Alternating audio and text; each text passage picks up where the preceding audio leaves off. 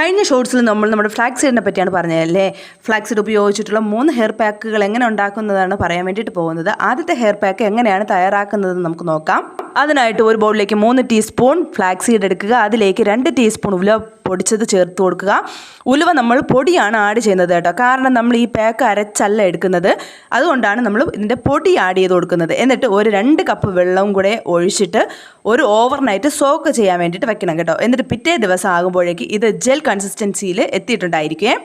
നമ്മളതൊരു cotton തുണി ഉപയോഗിച്ചതൊന്ന് നല്ലവണ്ണം അരിച്ചെടുക്കണം കേട്ടോ. എന്നിട്ട് അതിലേക്ക് ഒരു സവാള അരിച്ച് ചേർത്ത് കൊടുക്കണം, അതിൻ്റെ ജ്യൂസ്. ഇനി ഇത് 3 കൂടെ നല്ലവണ്ണം മിക്സ് ചെയ്തതിന് ശേഷം നമ്മുടെ ഹെയറിലും അതുപോലെ തന്നെ സ്കാൽപ്പിലും അപ്ലൈ ചെയ്യാവുന്നതാണ് കേട്ടോ. സവാള നമുക്കറിയാം മുടി വളർച്ചയ്ക്ക് വളരെയധികം സഹായിക്കുന്ന ഒന്നാണ്. നമ്മുടെ മുടി കൊഴിച്ചിൽ തടയാനും പുതിയ മുടികൾ കിളിർക്കാനും ഇത് വളരെയധികം സഹായിക്കുന്നത്. ഇത് തലയിൽ അപ്ലൈ ചെയ്ത് ഒരു അരമണിക്കൂർ കഴിഞ്ഞതിന് ശേഷം നിങ്ങൾക്ക് വാഷ് ചെയ്ത് കളയാവുന്നതാണ്. അപ്പോൾ ബാക്കി ഹെയർ പാക്കുകൾ അറിയാൻ വേണ്ടിയിട്ട് കണ്ടിന്യൂസ് ആയിട്ട് നമ്മുടെ ഷോർട്സ് വാച്ച് ചെയ്യുക. അപ്പോൾ പുതിയൊരു